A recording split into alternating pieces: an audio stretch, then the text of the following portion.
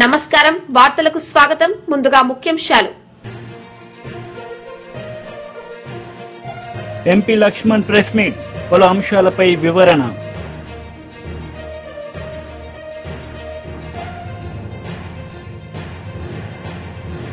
మాజీ మంత్రి Gudivada Amarnath press meet TDP నేతలపై ఫైర్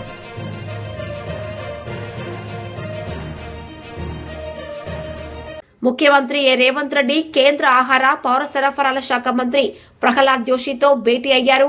మంత్రి ఉత్తమ్ కుమార్ రెడ్డితో కలిసి కేంద్ర మంత్రి గారిని కలిసి రాష్ట్రానికి సంబంధించిన పలు అంశాలపై చర్చించారు. 2014-2015 సంవత్సరానికి సంబంధించి స్వీకరించిన ధాన్యం బకాయిలు 1,04,68,094 విడుదల చేయాలని ఈ సందర్భంగా కేంద్ర మంత్రి గారికి వినతి పత్రాన్ని అందజేశారు. బీజేపీ అభ్యర్థి గెలుపుపై కేంద్ర మంత్రి బండి సంజయ్ విజయయాత్రలో పాల్గొన్నారు. సందర్భంగా ఆయన మాట్లాడారు. అందరు ఫేస్ అవుట్ అయిపోయినాయి, గడ్డలు ఒరిగినాయి, మీసాలు ఒరిగినాయి, నల్లగా అయిపోయారు. కొంతమంది కష్టపడి పనిచేసారు కాబట్టి ఈరోజు ఈ విజయం సాధ్యమైంది. కొమరే గారు ఎమ్మెల్సీగా ఒక చరిత్ర సృష్టించిన విషయం వాస్తవం. కాబట్టి ఈ గెలుపంతా కూడా పూర్తిగా నరేంద్ర మోడీ గారికి అంకితం. దాంతోపాటు తెలంగాణ రాష్ట్రంలోని ప్రతి భారతీయ జనతా పార్టీ కార్యకర్తకు అంకితం, గౌరవ ఉపాధ్యాయులకు అంకితం, అదేవిధంగా తపస్సుకు అంకితం. కాబట్టి ఇది చరిత్ర సృష్టించింది భారతీయ జనతా పార్టీ.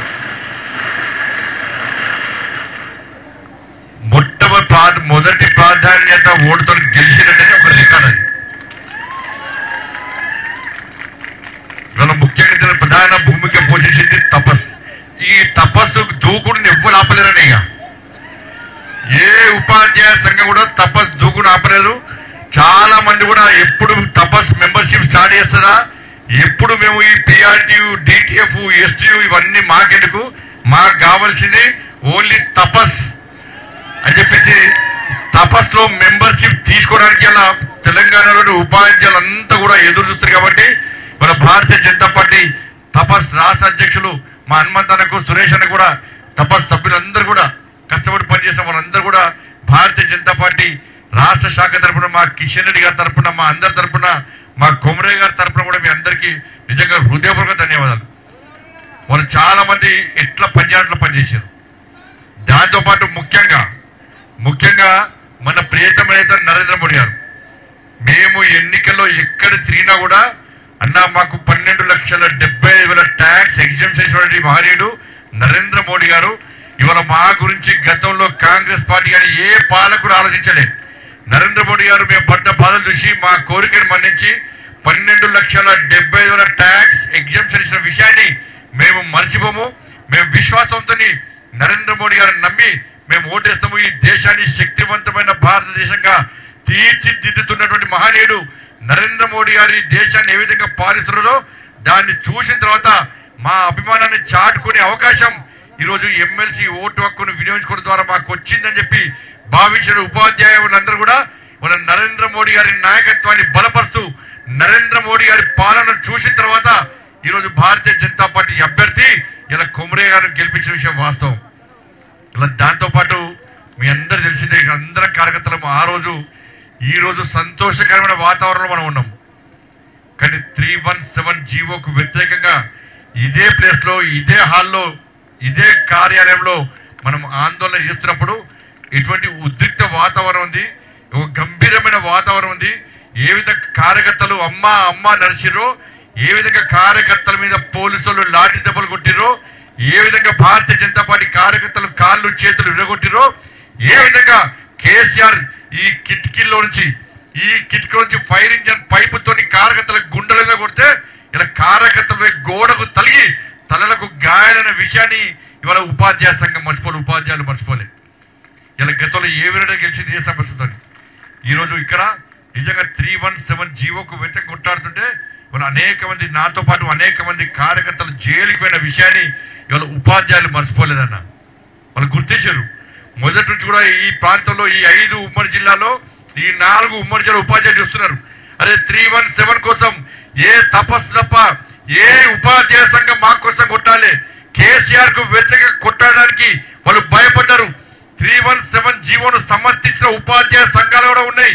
కేసీఆర్ కు భయపడి ఎవ్వరు కూడా మాకు అండగా లేరు. కేవలం ఉపాధ్యాయ సంఘం కాకున్నప్పుడు కూడా ఇవాళ తపస్ ఉపాధ్యాయ సంఘం యొక్క ఆదేశం మేరకు ఆ రోజు భారతీయ జనతా పార్టీ భారతీయ జనతా పార్టీలో ఉపాధ్యాయులు లేకుండా కూడా ఉపాధ్యాయుల సమస్యలు గుర్తించి అరే భార్య కాడ భర్త కాడ పిల్లల కాడ తల్లిదండ్రులు కాడ చెట్టుకోలు పుట్టకోలే ఉద్యోగాలు చేసుకునే పరిస్థితిలో మాజీ మంత్రి గుడివాడ అమర్నాథ్ మీడియా సమావేశం నిర్వహించారు. సందర్భంగా టీడీపీ నేతలపై ఆయన మండిపడ్డారు. పలికినటువంటి కూటమి పార్టీ నాయకులు తీరా ఫలితం వచ్చిన తర్వాత నిన్న శ్రీనివాసులు నాయుడు గారు టీచర్స్ ఎమ్మెల్సీగా ఎన్నికైన తర్వాత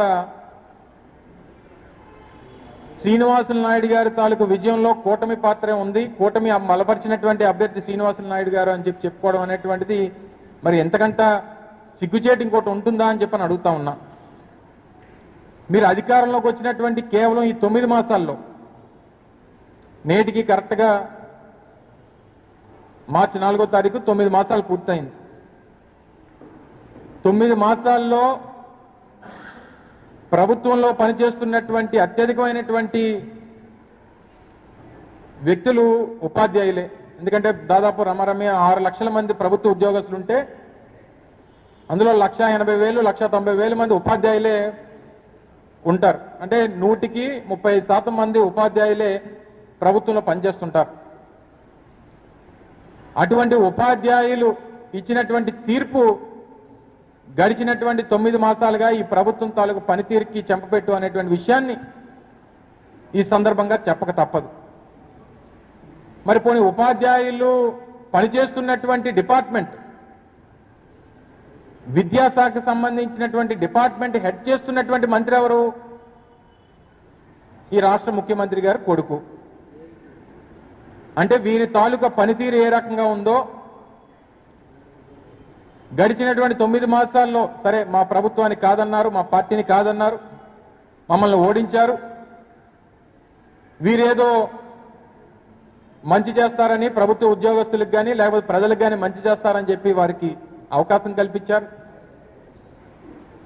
తీరా 9 మాసాల్లోనే వారి తాలూకు పనితనాన్ని, ఇచ్చినటువంటి హామీల్ని, ఎన్నికల ముందు చేసినటువంటి ప్రకటనల్ని అన్ని కూడా కనీసం గతంలో మేము అధికారంలో ఉన్నప్పుడు వేసినటువంటి పిఆర్సీ దాన్ని కూడా రద్దు చేసి కొత్తగా పిఆర్సీ వేసినటువంటి పరిస్థితులు లేవు. సిపిఎస్కి కొత్త విధానం తీసుకొచ్చి గ్యారంటీడ్ పెన్షన్ స్కీమ్ తీసుకుని వచ్చి దాని మీద దేశవ్యాప్తంగా అనేక రాష్ట్రాల్లో గతంలో జగన్మోహన్ రెడ్డి గారి నాయకత్వంలో వేసినటువంటి గ్యారంటీడ్ పెన్షన్ స్కీమ్ ఏదైతే ఉందో ఇది మిగిలినటువంటి రాష్ట్రాలకు ఆదర్శంగా ఉందని చెప్పి చాలా రాష్ట్రాలు వచ్చి అధ్యయనం చేసినటువంటి పరిస్థితుల్లో దాని మీద హామీ ఇచ్చి దాని జోలికి పోకుండా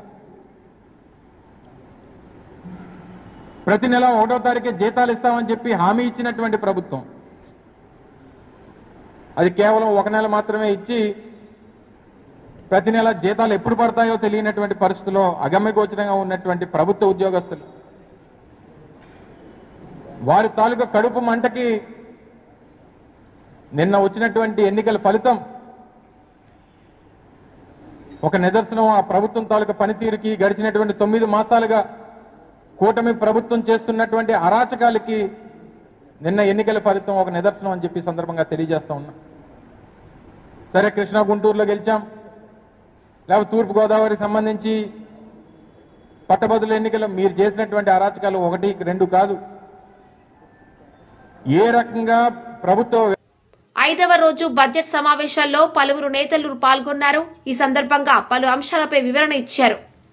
దానికి ఒక 10 సూత్రాలని మన ఆర్థిక మంత్రి గారు చెప్పారు.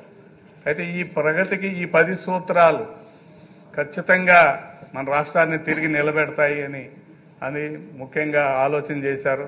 ఆ 10 సూత్రాలు zero poverty, skilling and employment, population and human resource development, water security, focus on agriculture, logistics, cost optimization and energy fuel, product perfection, and Swachhandra deep technology in all walks of life. మన budget కేటాయింపులను మనం వరుసనే చూసుకుంటూ వస్తే అధ్యక్ష, ఈ 10 అంశాల చుట్టూనే తిరుగుతాం. ఇవే మనకి ప్రగతి సూత్రాలుగా మన ఆర్థిక శాఖ మంత్రి గారు, ముఖ్యమంత్రి గారు, మనం అందరూ కలిసి నిర్ణయించిన సూత్రాలు. దీనికి నేను ఫస్ట్ నేను మాట్లాడిన సందర్భంలో దీన్ని సాధించడం ఎలాగా, అసలు మనకు ఒక లక్ష్యం ఉందా? ఆ లక్ష్యం ఏంటి అంటే హెల్దీ, వెల్దీ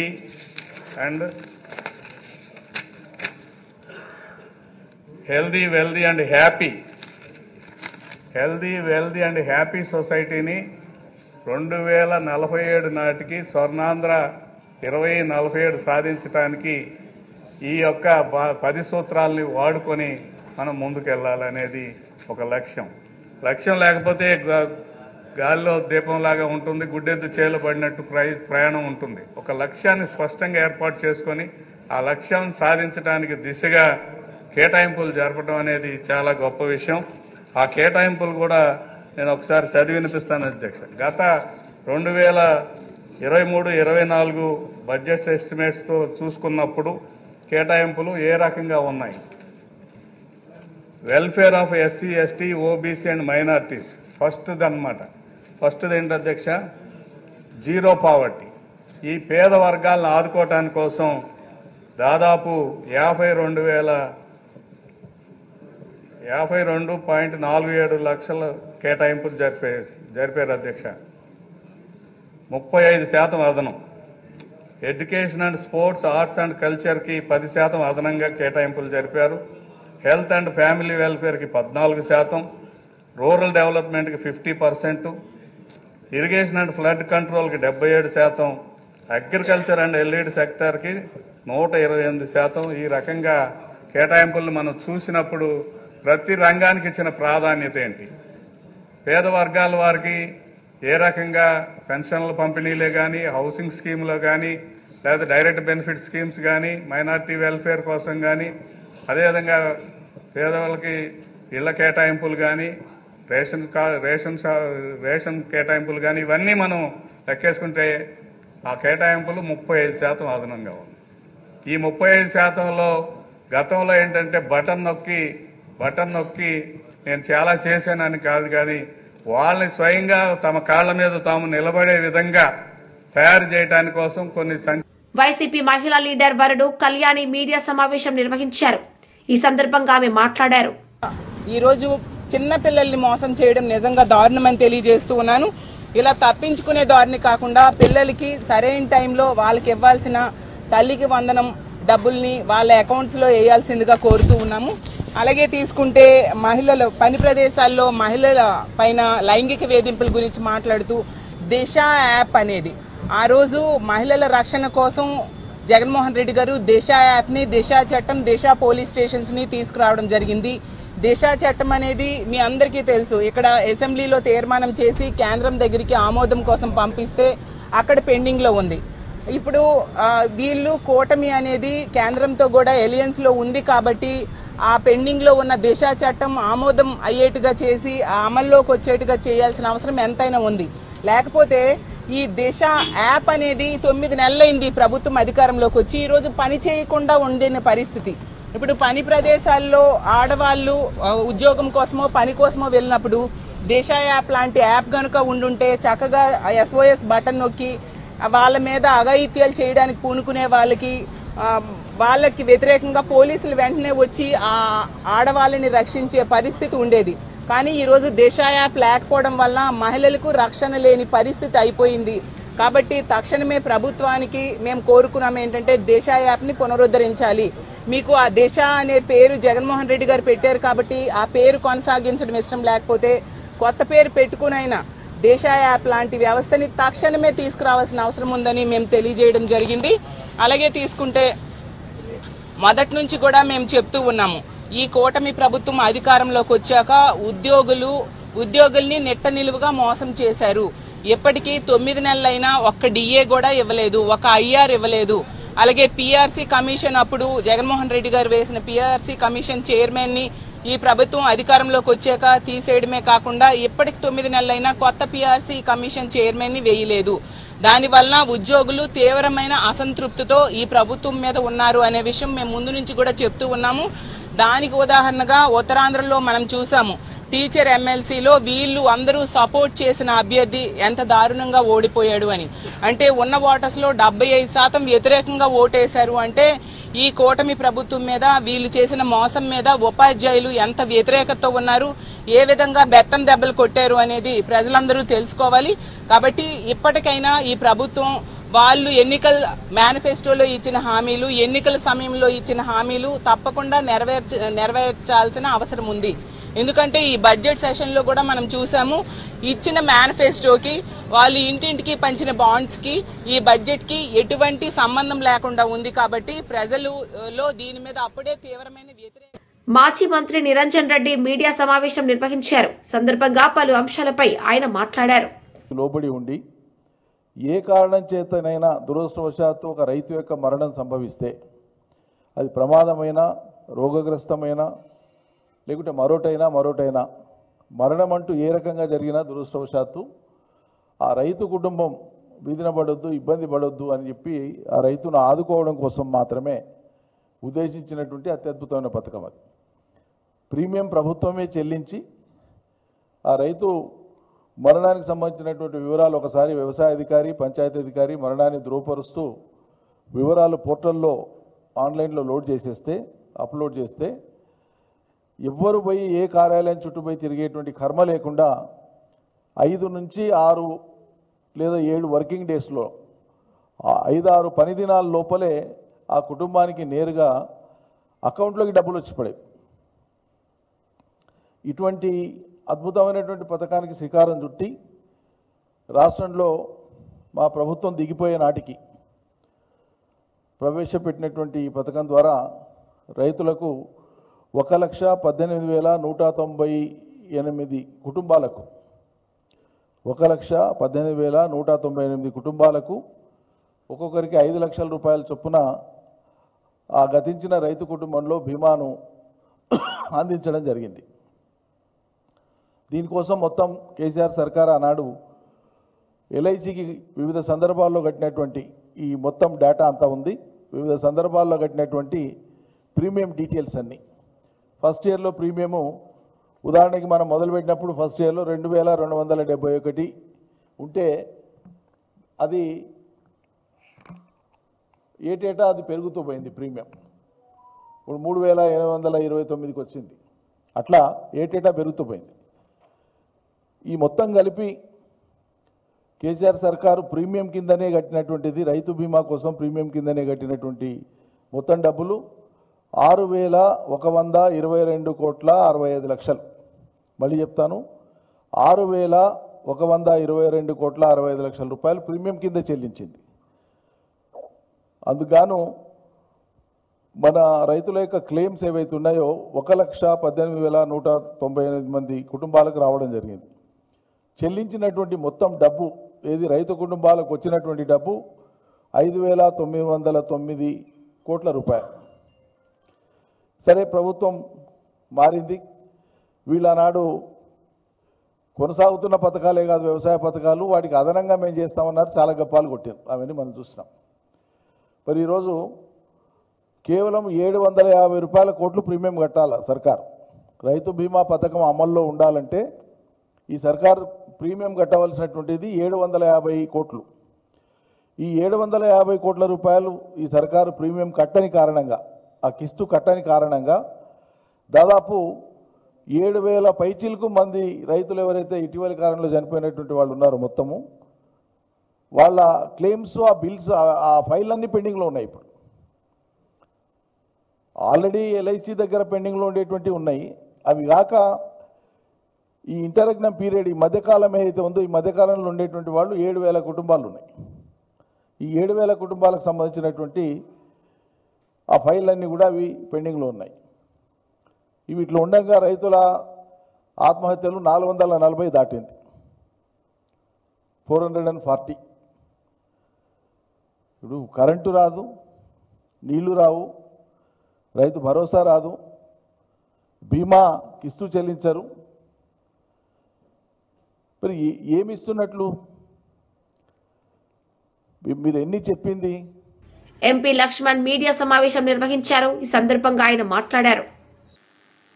దాన్ని సరిదిద్దుతామని చెప్పి హామీ ఇచ్చి ఎన్నికల్లో ఏ రకంగా గ్యారంటీలు రాహుల్ గాంధీ ద్వారా, సోనియా గాంధీ ద్వారా, మల్లికార్జున్ ఖర్గే ద్వారా ప్రజలకు హామీలు గుప్పించి లబ్ధి పొందినారో రాజకీయంగా, అదే పంతాలో ప్రియాంక గాంధీ ద్వారా భువనగిరిలో సభ నిర్వహించి ఈ త్రిబులార్ యొక్క ఉత్తర భాగానికి సంబంధించినటువంటి అలైన్మెంట్ వల్ల రైతులు తమ విలువైనటువంటి పంట భూములు కోల్పోతున్నారని, ఈ పాటికే నేషనల్ హైవేస్ లేదా అనేక పర్యాయాలు అభివృద్ధి పేరుతో రైతుల యొక్క మరి పచ్చటి పొలాలను ఆనాడు ప్రభుత్వం స్వాధీనం చేసుకుంటే ఈ త్రిబులార్ పేరు మీద మళ్ళీ నష్టపోయిన రైతులకు మళ్ళీ ఆ బీఆర్ఎస్ ప్రభుత్వం యొక్క తప్పుడు విధానాలను సరిదిద్దుతామని, అలైన్మెంట్లో మార్పులు తీసుకొచ్చి మీకు న్యాయం చేస్తామని ఆనాడు ఇదే కాంగ్రెస్ నాయకులు ప్రియాంక గాంధీ స్వైతం కూడా హామీ ఇచ్చి ఎన్నికలైన తర్వాత ఈరోజు ప్లేట్ ఫిరాయించి ఆనాడు హామీలు ఇచ్చినటువంటి, భరోసా కల్పించినటువంటి, ధర్నాలు చేసినటువంటి కాంగ్రెస్ నాయకత్వము ఇవాళ మంత్రులైనారు, ఎంపీలైనారు, ఎమ్మెల్యేలైనారు. ఈరోజు వాళ్ళ నోళ్ళు ఎందుకు మూగబోయినాయి? రైతుల వాళ్ళ గోస ఆనాడు మరి బీఆర్ఎస్ యొక్క మోసాలను సరిదిద్దుతామని చెప్పి ఇవాళ అధికారులకు వచ్చిన తర్వాత ఏ రకంగా వాళ్ళ గోస పుచ్చుకుంటున్నారో, వాళ్ళ మోసానికి ఇది పరాకాష్ట. మంత్రులు పతాలేరు, రైతులు వారు మొరబెట్టుకుంటామంటే ఎంపీలు, ఎమ్మెల్యేలు ఇది మా చేతుల్లో లేదు, ముఖ్యమంత్రి స్వయంగా దీన్ని పర్యవేక్షిస్తూ ఉన్నారు, ముఖ్యమంత్రి గారికే మీ గోడు చెప్పుకోండి అని చెప్పి. అంటే ఇవాళ ప్రియాంక గాంధీ అయితే వచ్చే పరిస్థితి లేదు. ఆయన ఇదే రాహుల్ గాంధీ గారు అశోక్ నగర్లకు వచ్చి నిరుద్యోగ యువతను రెచ్చగొట్టి 2 లక్షల ప్రభుత్వ ఉద్యోగాలు ఇప్పిస్తాం, ఓటేమని చెప్పాడు. 1 సంవత్సర కాలంలోనే ఇవాళ పతా లేకుండా పోయినా. కాబట్టి తీరా చూస్తే ఇప్పుడు ఈ లోపభూయిష్టమైనటువంటి ఈ ప్రభుత్వం, కాంగ్రెస్ ప్రభుత్వం విధానాల వల్ల గేమ్ చేంజర్గా భావించే త్రిబులార్ ప్రాజెక్టు ఇవాళ అసలుకే మోసం వచ్చే విధంగా ఈ కాంగ్రెస్ యొక్క వ్యవహార శైలి. త్రిబులార్ ఉత్తర భాగం ట్రాఫిక్పై మళ్లీ సర్వే, సిపిఆర్లో సమగ్ర వివరాలు లేవని ఇవాళ కేంద్రం సూచిస్తూ ఉంటే రీసర్వే జరిగితే కానీ ఆమోదం పొందే పరిస్థితి లేదు. కేంద్రంతో పాటు రాష్ట్ర ప్రభుత్వం ప్రత్యేక రీసర్వే. వాస్తవంగా డిపిఆర్ తయారు చేసే ముందు ఆ మార్గంలో ఎన్ని వాహనాలు తిరుగుతాయి, ప్రయాణించేటువంటి వాహనాల సంఖ్య ఎంత, ఆ టోల్ మాధ్యం ద్వారా, ఆ వాహనాల ద్వారా ఎంత ఆదాయం సమకూరుతుంది, ఎంతమంది ప్రయాణికులకు వెసులుబాటు కలుగుతుంది. ఎందుకంటే ఈ పాటికే ఓఆర్ఆర్ అనేది. YCP leader S V Satish Kumar Reddy media సమావేశం నిర్వహించారు. ఈ సందర్భంగా ఆయన మాట్లాడారు. భారతదేశం ఉంది, భారతదేశంలో తాజ్మహల్ ఉంది, తాజ్మహల్ ముందర పచ్చిక బయలు ఉన్నాయి, ఆ బయలులో ఒక ఆవు ఉంది, ఆవుకు 2 కాళ్ళు 4 కాళ్ళు 2 కళ్ళు అని చెప్పేసి మళ్ళా గోమాత జిందాబాద్ అన్నంట. అట్లా ఈ ప్రభుత్వం, ఇప్పుడున్నటువంటి ఈ ప్రభుత్వం ఏ సమస్య అడిగినా విధ్వంసకరమైనటువంటి పాలన తెలుగు వైఎస్ఆర్ కాంగ్రెస్ పార్టీ చేసింది కాబట్టి మేము ఏమి చేయలేదు. అట్లా చుట్టి లాస్ట్కు గోమాత జిందాబాద్ అంటే పోయిన ప్రభుత్వం చేసేటువంటి విధ్వంసం వల్ల మేము ఏమీ చేయలేకపోతున్నామని చెప్పేటువంటి కార్యక్రమాలు ఎన్ని రోజులు జరుగుతాయని చెప్పి నేను అడుగుతున్నా. ఎన్ని రోజులు మీరు ఈ సాకుతో తప్పించుకునేటువంటి ప్రయత్నం చేస్తారు? ఈరోజు మీకు వాతలు పెట్టారు, ఉత్తరాంధ్రలో ఉన్నటువంటి టీచర్లు మీకు వాత పెట్టారు. ఎప్పుడు అవకాశం వచ్చినా ఈ రాష్ట్రంలో ఉన్నటువంటి ప్రజలందరూ కూడా మీకు వాతలు పెట్టేదానికి రెడీగా ఉండరు. నిన్న నెల్లూరులో చంద్రబాబు నాయుడు గారు మాట్లాడినటువంటి మాటలు చూస్తే ఎంత దౌర్భాగ్యంగా ఉందంటే, ఎవరైనా కూడా రాజ్యాంగపరమైనటువంటి ఏ పదవి వచ్చినా ప్రమాణ స్వీకారం చేస్తాం. ఒక శాసనమండలి సభ్యునిగా నేను కూడా చేశా. శాసనసభలో చేస్తారు, మంత్రులు చేస్తారు, ముఖ్యమంత్రి చేస్తారు. ప్రధానంగా ఈ యొక్క ఓత్ తీసుకునేటప్పుడు చంద్రబాబు నాయుడు గారు చేసినటువంటి దాంట్లో కూడా క్లియర్గా చంద్రబాబు నాయుడు అని నేను శాసనం ద్వారా నిర్మితమైనటువంటి భారత రాజ్యాంగం పట్ల నిజమైన విశ్వాసం, విధేయత చూపుతానని, భారతదేశ సార్వభౌమాధికారాన్ని, సమగ్రతను కాపాడుతానని, ఈ రాష్ట్ర ముఖ్యమంత్రిగా నా కర్తవ్యాలను శ్రద్ధతో, అంతఃకరణ శుద్ధితో నిర్వహిస్తానని, భయం కానీ, పక్షపాతం కానీ, రాగద్వేషాలు కానీ లేకుండా రాజ్యాంగాన్ని, శాసనాలను అనుసరించి ప్రజలందరికీ న్యాయం చేస్తానని దైవ సాక్షిగా ప్రమాణం చేస్తానని చెప్పి చంద్రబాబు నాయుడు గారు ప్రమాణం చేసినటువంటి ప్రమాణ పత్రాన్ని నేను గుర్తు చేస్తున్నా. ఈ ప్రమాణానికి ఏమైనా విలువ ఉందా చంద్రబాబు నాయుడు గారు? ఈ ప్రమాణం చేసినటువంటి ఈ పత్రం మీద నువ్వు ప్రమాణం చేసి ఈరోజు ఏం చేస్తున్నావని చెప్పి రాష్ట్రంలో ఉన్నటువంటి ప్రతి ఒక్క ప్రజలు అడుగుతున్నారు, ప్రతి ఒక్కరు అడుగుతున్నారు. ఇది నీకు ధర్మమా? గడిచిన 40 సంవత్సరాల నుంచి ఏదో ఒక పదవిలో ఉన్నావు. నీకు రాజ్యాంగంలో ఒక ముఖ్యమంత్రి అయిన తర్వాత ఏ రకంగా వ్యవహరించాలా ఆ కోడ్ కూడా నీకు సరిగ్గా తెలీదా అని చెప్పి నేను అడుగుతున్నాను. ఎంత దౌర్భాగ్యమయ్యా! ఇదేమన్నా ఈ రాష్ట్రంలో ఉండేటువంటి పనులు, ఈ రాష్ట్రంలో ఉండేటువంటి కథలు ఒక వర్గానికే చేస్తాం, ఇంకొకరికి చేస్తే వైఎస్ఆర్ కాంగ్రెస్ పార్టీ వాళ్ళకు పనులు చేస్తే పాముకు పాలు పోసేట్టు అని మాట్లాడుతున్నాడు. ఇంత ఘోరమైనటువంటి ముఖ్యమంత్రి ప్రపంచంలో ఎవరు కూడా చూసుండరు. నేను ఒకటే అడుగుతున్నాను చంద్రబాబు నాయుడు గారిని. చంద్రబాబు నాయుడు గారు, మీరు ఈ యొక్క రాజ్యాంగాన్ని చదివారా? ది కాన్స్టిట్యూషన్ ఆఫ్ ఇండియా చదివారా? దీంట్లో క్లియర్గా వార్తలు ముగించే ముందు ముఖ్యాంశాలు మరోసారి. ఎంపీ లక్ష్మణ్ ప్రెస్ మీట్, పలు అంశాలపై వివరణ.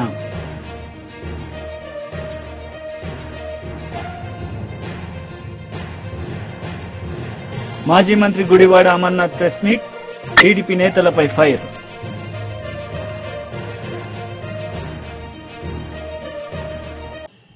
ఈ వార్తలు ఇంతటితో సమాప్తం. తిరిగి ప్రసారమయ్యే వార్తల్లో మళ్ళీ కలుద్దాం. అంతవరకు సెలవు. నమస్తే.